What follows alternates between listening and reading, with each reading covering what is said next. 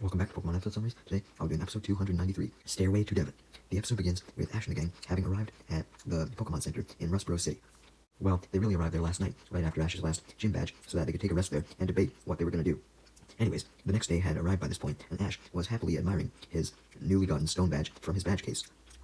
Ash then spotted Max peering over at his badge, excited on Ash's behalf. And Ash then asked Max, who was currently drinking a soda, if he happened to know where the next gym was, because Ash was already eager to participate in his second Hoenn gym battle. This led Max to pull out his Pokénav and search for the next gym, and he eventually found an island and informed Ash that it was known as Dewford Island, and apparently the second Hoenn gym was on Dewford Town on Dewford Island, clarifying that they would have to cross the sea to get there. Regardless of this, Ash was still hype as fuck to get his second Hoenn gym badge. Ash went to go inform Brock and May about Dewford Island, only to see that they were too busy reading some Pokemon magazines and brochures that had a whole bunch of information about Rustboro City and the shops there, and even some tips about Pokemon contests, which May was particularly fascinated by.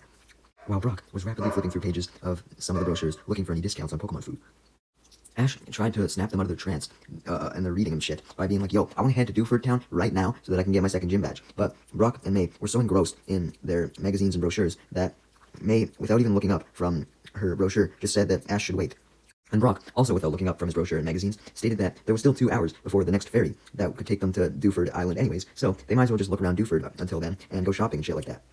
Max wasn't opposed to the idea, but he wanted to make sure that Brock was telling the truth about the next ferry not leaving for another 2 hours, so he went to go check his Pokénav, hoping it would have the answer, but he was drinking a sip of his soda as he checked it, and unfortunately, his soda spilled all over the Pokénav, making it release a shock of electricity as Max panicked, dropping it, although he managed to retrieve it before it hit the ground, and he panically cleaned it off.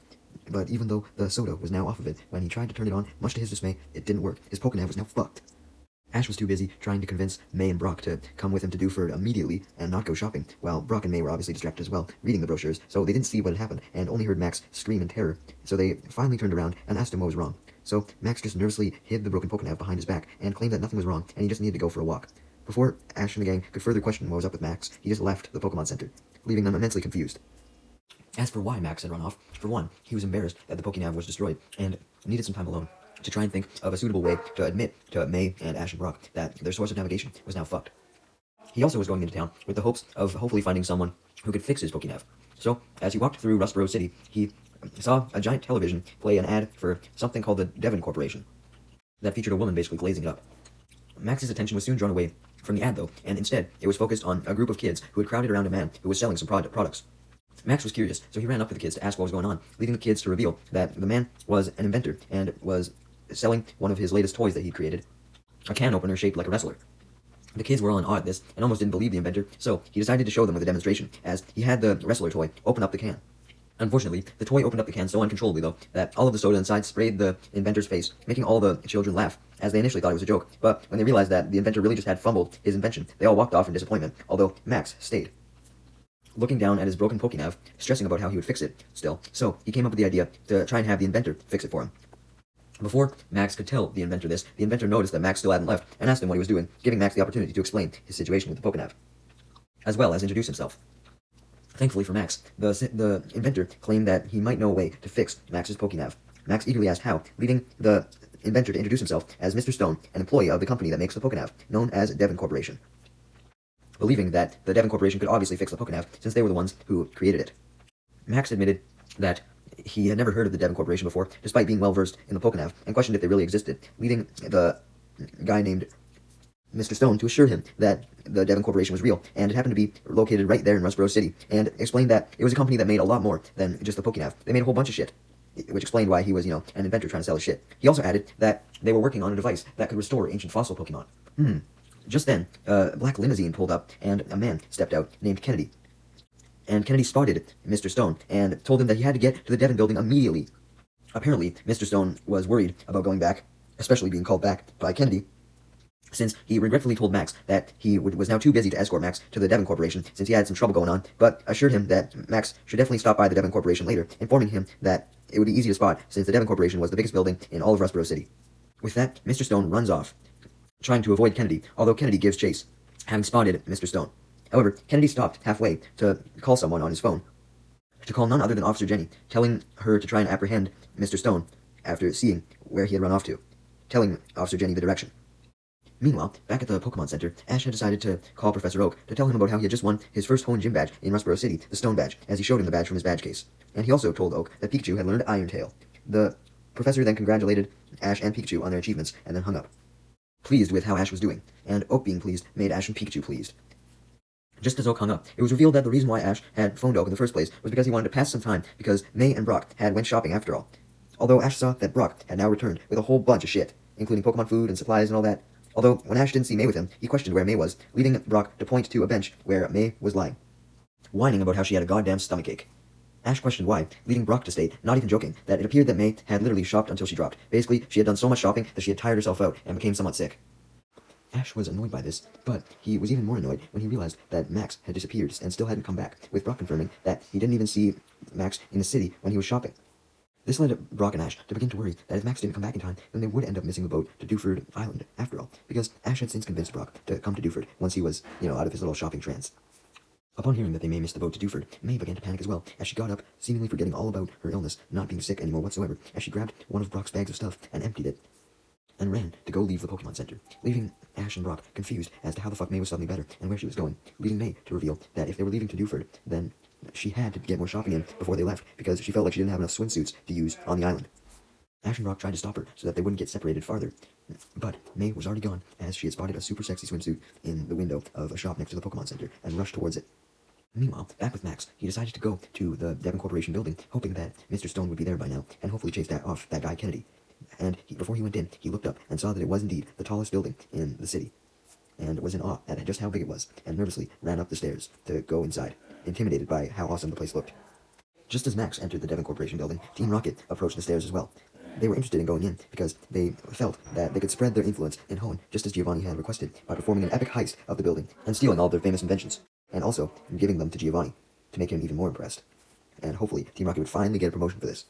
Anyways, back with Max, he had entered the building and saw the receptionist at the front desk of the building and proceeded to question her on if Mr. Stone had showed up, requesting to see him. However, the receptionist informed Max that Mr. Stone wasn't available right now, not revealing if he was in the building or not. Max was disappointed, but then he asked a different question, asking if the Devon Corporation could fix his Pokénav, because after all, it's not like he really needed Mr. Stone if the Devon Corporation could just fix it right now. But unfortunately, the receptionist also revealed that they couldn't fix anything that they made. They didn't offer repairs. Max was so fucking disappointed at this point, he just walked away in sadness. However, right as Max walked away, he happened to turn around and saw Officer Jenny show up in front of the receptionist. Max was curious as to why Officer Jenny was there, so he hid behind a pole in the corporation and began eavesdropping on Officer Jenny and the receptionist, hoping that perhaps they would say something about his Pokénav and how the Pokénav could be fixed, really desperate to get it fixed. Yeah, I think Max was kind of reaching there, because they definitely didn't talk about the Pokénav. They were talking about how Mr. Stone should be arriving shortly, and sure enough, Mr. Stone showed up with Kennedy. Max was intrigued by this, wondering why Mr. Stone was with Kennedy and why the two of them had to talk to Officer Jenny. And was also wondering why Mr. Stone was willingly talking to Kennedy after it appeared like Mr. Stone was trying to run away from him. It was then revealed that Kennedy was coming after Mr. Stone to bring Mr. Stone to Officer Jenny, because Officer Jenny had called for Mr. Stone. That explained why Kennedy and Officer Jenny were talking about, oh yeah, Mr. Stone is over here, this is where he is, I found him. Anyways, Mr. Stone inquired as to why Officer Jenny wanted to talk to him in the first place, leading Officer Jenny to reveal that she had heard reports of a mysterious team of criminals threatening to steal some stuff from the Devon Corporation, honestly warning that the criminals could have been in the Devon building as they spoke, and therefore suggested that they double the amount of security that they had on each entrance and exit, and just had security roam around the building overall. And also suggested that they keep a high alert on the security cameras until they knew for sure that there was no more threat present.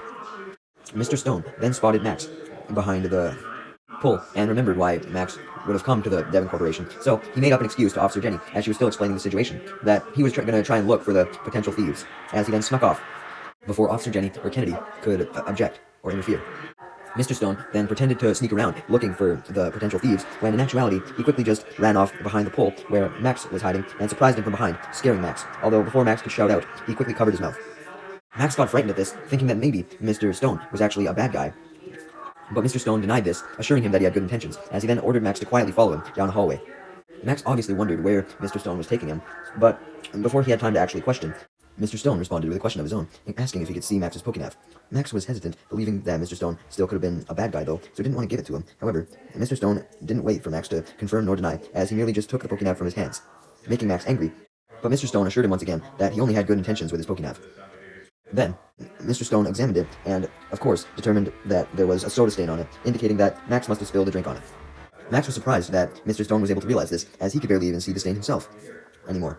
Just then, Mr. Stone leads Max into a laboratory room that had plenty of scientists and researchers inside. The first thing he told the researchers was to not let Kennedy know him and Max were in the room, implying that Kennedy also worked for the Devon Corp. And Max was about to inquire Mr. Stone about this, but first, Mr. Stone then told the scientists about Max's Pokénav and requested that one of them repair it since it was utterly fucked up. One of the researchers then took Max's Pokénav from Mr. Stone and accepted Mr. Stone's request, referring to him as Mr. President. Max was obviously shocked by this, as he assumed that Mr. Stone was an employee, not the goddamn president. Mr. Stone just laughed at seeing Max's shocked face and confirmed that yes, he owned Devon Corp. He was the president. Max then finally questioned about Kennedy and why Mr. Stone was with him when Mr. Stone tried to run away from him, leading one of the scientists to explain on Mr. Stone's behalf that basically Kennedy was Mr. Stone's assistant, and he always had new requests for him and shit, and Mr. Stone kind of got sick of all these requests, so he would try and run away from Kennedy, basically. So Kennedy wasn't a bad guy or anything. He was merely just trying to do his job of keeping the president on task, but it was Mr. Stone that was being uncooperative. Mr. Stone admitted this was true, stating that he got most annoyed with Kennedy when he would try and find him to go do a job when he was trying to look for inspiration for new inventions by wandering around Rustboro City outside of his office. Because, he believed that inspiration could only strike when you weren't cooped up in an office that just had identical walls on each side, Upon mentioning his inventions, Mr. Stone couldn't help himself as he decided to take Max on a tour of the Devon Corp building so that he could show off plenty of their inventions and explain them to him, especially some of the newer devices.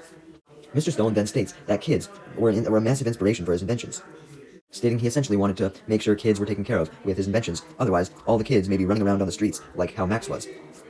Also adding that Max being a kid was the main reason why he had agreed to help fix the Pokénav in the first place, because he didn't want to leave kids high and dry.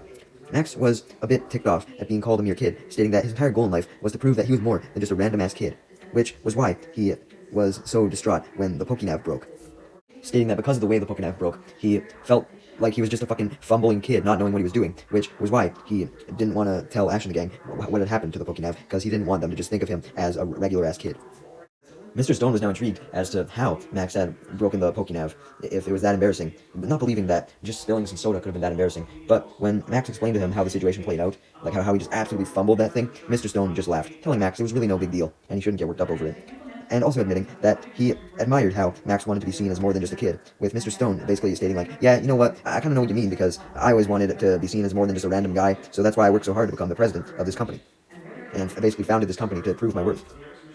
Mr. Stone and Max then quit talking for the time being, as they'd arrived at a room where a whole bunch of scientists were working, with Mr. Stone revealing that this was the room where a lot of in-progress inventions were being worked on, and asked if Max had any interest in seeing them, and of course, Max did.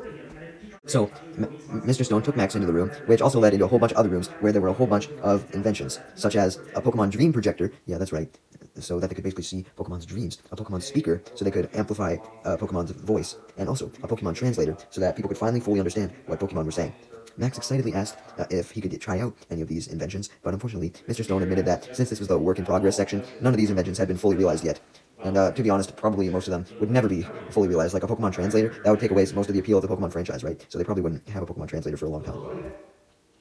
Max then remembered Mr. Stone mentioning a device that could essentially revive old fossil Pokemon, and Mr. Stone confirmed that this item was indeed in development, as he showed off a machine with tubes that had a strange liquid inside each of them, telling Max that this was the machine that could make extinct Pokemon live again. Max was immensely surprised and amazed at that a machine like this existed, and hoped that he could try this one out, but unfortunately, Mr. Stone clarified that this one was, of course, still in development as well.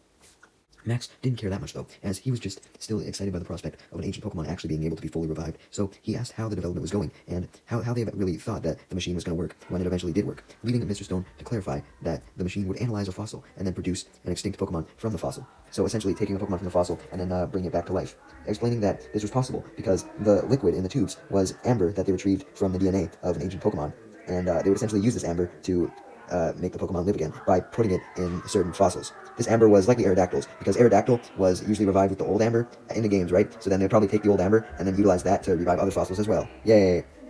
Max was immensely impressed by this, despite the machine not even working, as he stared at the liquid tubes. Max and Mr. Stone then went out to another hallway to continue looking at some more inventions, when Max decided to reveal to Mr. Stone that his dad was the gym leader of Petalburg City, adding that he wanted to be a gym leader himself when he grew up. Max continued to yap, adding that he was currently traveling with his sister May and their friends Ash and Brock, and reveals that his friends and sister would likely want to see the inventions as well, so he asks if they could come over and see them, and Mr. Stone agreed to this. Just then, though, Mr. Stone and Max were approached by a very disturbed Kennedy, who claimed that he'd been looking all over for Mr. Stone and demanded that Mr. Stone get back to his office, as he had plenty of appointments to attend to. Max was initially frightened by Kennedy, not fully believing that Kennedy really was just an innocent helper of Mr. Stone's because of how fast Mr. Stone had ran away, but Mr. Stone formally introduced Max to Kennedy, assuring him that Kennedy was completely fine. Mr. Stone then just ignored Kennedy's demands for him to get back into his office, stating that Kennedy should go to find Max's friends, Ash, May, and Brock, and bring them to Devoncorp. Although he realized that Max didn't tell him where his friends were currently located. So Max stated that they were at the nearby Rustboro Pokémon Center, so with that, Kennedy was forced to go there to get Ash, May, and Brock, and bring them over to Max, with Mr. Stone also wanting to make sure that Ash, Brock, and May knew where Max was, fearing that they would perhaps be worried about him since he was a kid. Meanwhile, as for Team Rocket, it was revealed that they hadn't actually been able to get inside the Devon building, as right after Max had entered, that was when the extra security was placed, So they didn't know how the fuck to get past them. Because, they were criminals, so they obviously couldn't just waltz in. Team Rocket just cluelessly watched the guards for many, many minutes, debating what to do, when Jesse suddenly got an idea, and pulled out some white uniforms and sunglasses, stating that they could use these as scientist disguises. James agreed, so they changed into their disguises, and Meowth instantly went to go rush towards the building. However, he was stopped by Jesse and James, who pulled him back, reminding him that Pokemon couldn't be scientists, so he couldn't just go in and waltz in with them willy-nilly. He would have to act as their Pokemon that couldn't speak, so he would have to just shut the fuck up and not take charge for once.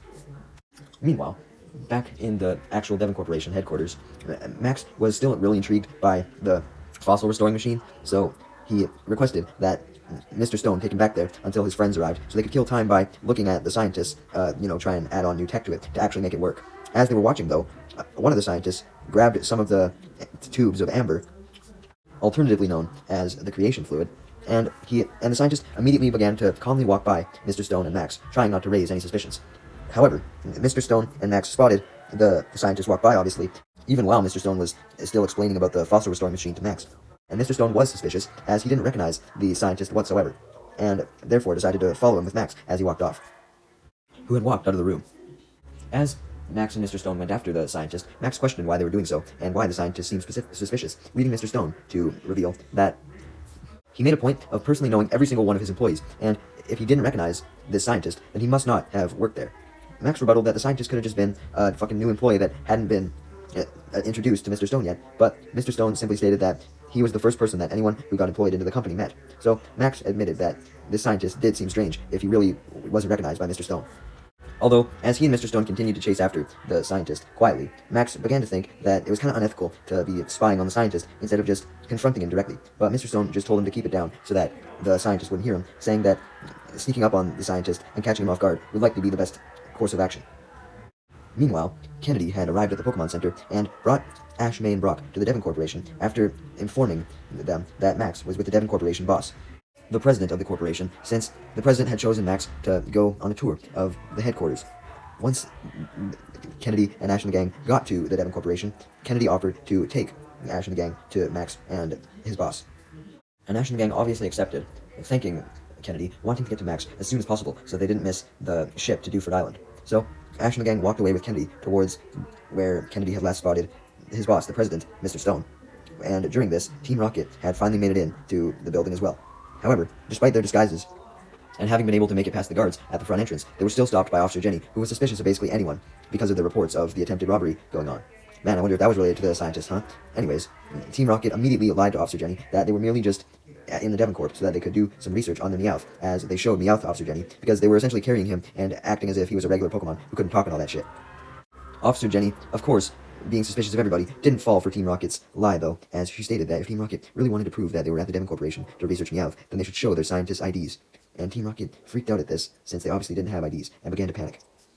Meanwhile, back with Max and Mr. Stone, they were still following the scientist, and they saw him look around suspiciously, trying to make sure that no one was following him, as he then went through a door, which Mr. Stone knew led to the fire hazard stairs, so he ordered Max to continue following with him, since Mr. Stone's suspicions had been raised even further. Meanwhile, back with Kennedy, he was leading Ash and the gang through the hallways, explaining all the inventions that they were passing by, and what the Devon Corp did, essentially making inventions for the benefit of kids and people in general. Upon hearing this, May laughed, claiming that Max was lucky to have gotten a tour here, since this place seemed to be right up his alley, as he loved inventions. Although, May wondered why Max was given a tour in the first place, leading Kennedy to state his assumption that Mr. Stone may have chose Max to guide through the facility because Max could have reminded him of his own son, Steven, who was a skilled trainer. Upon hearing how Mr. Stone's son was a skilled trainer, Ash declared that he wanted to face Steven someday, and Kennedy wished Ash luck with this, truly hoping that he would get to battle Steven one day, but really telling Ash, like, yo, this Steven, he's on an entirely different level of skill, bro. So, I wonder if Ash would eventually face him. Just then, Kennedy and Ash and the gang arrived at the room where Kennedy had last saw Max and Mr. Stone, but was shocked as Mr. Stone wasn't there. Only several scientists crowded around the fossil restoration machine. Kennedy was relatively concerned by everyone crowding around one specific area and questioned what they were doing, leading the scientist to explain that two vials of the amber creation fluid had been stolen, of course, by the scientist that Max and Mr. Stone were following. Speaking of them, Max and Mr. Stone were still following the scientist, sneaking up the fire hazard stairs that he was currently on very quietly, as to not alert the scientist. Unfortunately, though, Max tripped on the stairs. Thankfully, he only fell down one of the stairs, he didn't go tumbling down, but since the stairs were made out of metal, he injured himself a decent amount, and the sound of the metal had alerted the scientist, causing him to spot Max and Dr. Stone, and speed away up the stairs. Max quickly apologized to Mr. Stone, believing that he would be mad at him for making the scientist escape, but much to Max's shock, Mr. Stone was relatively happy, stating that because of Max's fumble, this had just confirmed to him that the scientist was extra suspicious and was up to something no good. So now, this made him not feel guilty at all for chasing after him. Now that Mr. Stone's suspicions were confirmed, he proceeded to call Kennedy on his cell phone, who was still inside the room where the two amber creation fluid vials were stolen, and informed him of the situation. Essentially, he explained how he and Max had found a thief scientist, which he believed was who Jenny was telling them about, being the thief that she was warning them about. Kennedy then tells Mr. Stone about the stolen amber creation fluid, and so with that, Mr. Stone knew that they had to stop this thief immediately after realizing that that's what the thief must have taken, and therefore Mr. Stone ordered Kennedy to get a team of people to the roof immediately, as that's where the scientist was heading. Kennedy agreed to get a team up to the roof, as he then hung up and informed Ash and the gang of the situation, and May was extremely worried, since, Max was there as well, so suggested that her, Brock, and Ash go help. Hearing May's concerns, Kennedy allowed Ash and the gang to be his team of people that he took up with him on the roof, as Ash and the gang then followed Kennedy through a shortcut in the Devon building so that they could corner the thief on the roof from the other side. Meanwhile, as for Team Rocket, they were still trying to convince Officer Jenny that they really were scientists and that they just didn't have their ID cards on them right now, since Meowth just so happened to eat them. Before Officer Jenny had the chance to even be fooled a little bit by their lie, though, an announcement then came over the Devon Corporation PA system that informed everyone that there had been a theft of some of the amber creation fluid, and the suspect was wearing a white lab coat and sunglasses.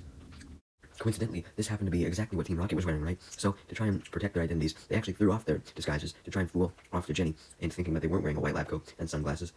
But Officer Jenny still chased them down as Team Rocket tried to escape her, running away. As Team Rocket ran, they planned to find this actual thief and steal the amber creation fluid from him so that they could become rich, thinking that it was really rare. Would Team Rocket actually get to the amber creation fluid, though? Who knows, because Officer Jenny had now recognized them as Team Rocket since they took their disguises off, so that just made her run faster. Meanwhile, as for Mr. Stone and Max, as they were running to the rooftop to catch the thieving scientist, Mr. Stone commented that Max would be a great trainer one day, since trainers went on adventures all the time, and that's how they improved themselves, and this was definitely an adventure. The thieving scientist is able to make it up to the rooftop before Max and Mr. Stone, but since Ash, May, Brock, and Kennedy had taken a shortcut, they cut the thieving scientist off before he could make it any further on the roof. And because he was blocked off with nowhere to go, this allowed Max and Mr. Stone to catch up to him from the other side. So now, the thieving scientist saw that he was surrounded. Max was happy to see May, Ash, and Brock, letting Mr. Stone know that they were the friends he was talking about, making Mr. Stone pleased that Max's friends were trying to stop the thief. Mr. Stone then demanded that the thieving scientist return the amber creation fluid, but the scientist just laughed, refusing to, as he sent out a Pokemon that Ash had never seen before to battle, and Ash used his Pokedex on it to find out that it was called a Crawdont, so he sent his Pikachu to battle it. Ash then has Pikachu go for the first attack, being a quick attack, and although this does send the Crawdont flying back, it quickly retaliates with a Crab Hammer, sending Pikachu flying back the other way as well. Just then, Team Rocket showed up onto the rooftop, looking for only the amber creation fluid, so they were surprised to see Ash and the gang on top of the roof, so they did their motto, as usual, declaring their plan to steal the amber creation fluid. After doing their motto, Mr. Stone was a bit confused, thinking that Team Rocket might have been working in cahoots with the scientist, but soon saw this wasn't the case, as Team Rocket demanded the scientist to give them the amber creation fluid. It was just then that Officer Jenny came running up to the rooftop and saw everyone. Upon seeing Officer Jenny, the scientist knew he had to escape now, so he sent out his Crawdon again to use Bubble Beam on absolutely everyone to knock them all back. Happy with the hurt that he caused, he then goes to make his escape after returning his Crawdon, finding a box that was on the roof that may have been placed by an accomplice or not, and when he opened up the box, he found a small device that was essentially a rocket-propelled glider that he could grip with one hand, and he began using it to fly off the roof and escape. However, Team Rocket were the first ones to get up from the Bubble Beam attack, and they really wanted the amber creation fluid, believing that it could be rare if a scientist was trying to run away with it, not knowing that the guy probably wasn't even a scientist, so they decided to risk their lives by jumping off the rooftop after the guy, and they managed to grab onto him. The scientist tries to struggle and shake them off of him, but he fails as Meowth pulls the amber creation fluid out of his pockets after digging through them. The device then began to fall down onto the rooftop, since it was hard for the scientist to control because he was being, kind of like moved around by Team Rocket. And also, Team Rocket had a whole bunch of extra weight that the rocket machine wasn't ready to handle. Meowth began freaking out upon realizing that he was going to crash to the ground, and went to shield his eyes to make sure he didn't get any black eyes if he landed face first. However, this of course caused him to drop the amber creation fluid tubes down to the ground. Thankfully though, Max was able to dive for the creation fluid tubes and caught them before they cracked. Before Team Rocket and the scientist could land, Ash then took the opportunity to hit them with a thunderbolt from Pikachu, although the thunderbolt only hit Team Rocket, so only they were sent blasting off. And since the scientist no longer had all that extra pressure on the rocket, although it was hard to pilot because it was already thrown off balance, he was able to escape using the rocket machine, making everyone panic that he had gotten away with the amber creation fluid. Although everyone saw that Max was kneeled down and had something in his hands, so Max proudly showed that he had managed to catch the amber creation fluid, meaning that although the scientist got away, he didn't escape with the valuable fluid. Everyone then thanked Max, with the exception of Officer Jenny, who was too focused on trying to find out who the thief was, and she declared that she had managed to recognize the guy. This made everyone curious, asking who the thief was, leading Officer Jenny to reveal that since the scientist used a Crawdont, a water Pokemon, there was a high probability that he was from the evil team known as Team Aqua, who specialized in water Pokemon. Ash and the gang had obviously never heard of Team Aqua before, so Officer Jenny explained to them that Team Aqua was one of the two main criminal organizations in the Holland region, the other being Team Magma, who we'd seen earlier. And Officer Jenny clarifies that Team Aqua was a very notorious organization that would stop at nothing to get what they were after, but admitted that she wasn't sure what they wanted with the amber creation fluid, but admitted that she would do everything in her power to catch the scientist and Team Aqua in general, stating she would put her whole squad on it. That night, all the police officers in Rustboro City did indeed search, although they had unfortunately determined that the scientist had truly escaped out of the city, since all they managed to find were a destroyed rocket and a lab coat that both belonged to the scientist. Basically, the scientist must have escaped with the rocket to somewhere in Rustboro, and then ran off after the rocket failed him, leaving the two items behind because he didn't need them anymore. Meanwhile, also later that night, while the police were searching, Ash and the gang were invited to a dinner at a local restaurant to say thanks to Ash and the gang for their help by Mr. Stone, his treat, including Pokemon food for Pikachu, which Pikachu was enjoying. So, after all their food was ordered and they began eating, Mr. Stone proceeded to thank Ash and the gang, although Ash stopped him, claiming that Max was the one who deserved all the credit, at least more credit for sure. So, they all discussed Max's big save of the amber creation fluid, and they also talked about just Max in general, and his love for Pokemon, all that shit, basically just glazing him up, with Mr. Stone admitting that Max did in fact remind him of his son Steven, just as Kennedy had suspected, also adding that his son Steven was currently on Dewford Island, so he missed him a lot. Mr. Stone then admitted that not only did Max remind him of his own son Steven, but Ash and the gang all reminded him of Steven as well, explaining that, much like how Ash and the gang all helped out today, Steven would always help people out if they were in trouble. May, having been reminded of Dewford Island, then requests that Max give her the Pokénav so that she could see where Dewford Island was located, and Max of course panicked at this, because he would now have to reveal the fact that the Pokénav was broken. However, he then remembered that Mr. Stone had taken the Pokénav when Mr. Stone tapped his knee from underneath the table with the Pokénav, signaling for Max to take it. Max obliged, happy to have it back, as he took it underneath the table so that Ash and the gang couldn't see anything, although Pikachu, who was sitting under the table, did see, and he was curious as to what Max was doing. Max was thrilled to see that the Pokénav worked. It had been fixed when he turned it on, and happily exclaimed that the Pokénav wasn't broken anymore. And Ash, Brock, and May were of course kind of confused by this, as they didn't think it would have been broken at all. But they were soon distracted, as Max then showed May, Brock, and Ash where Dewford Island was located, and a whole bunch of information about it. May was going to question why Max had been so happy that it wasn't broken, but she was too excited to learn more about Dewford Island, as she forcefully grabbed the thing from Max to take a closer look, so that she didn't have to share with Max, Ash, and Brock. Max then whispered a thank you to Mr. Stone for fixing the Pokénav, and Mr. Stone merely replied that it was easy as fuck, no trouble at all. The episode then ends with Max taking the Pokénav back from May as he looked at it, and Ash and the gang were now ready to set off to Dewford Island, going for the boat that was set to depart. The episode then ends with Ash and the gang saying goodbye to Mr. Stone as they head for the ferry.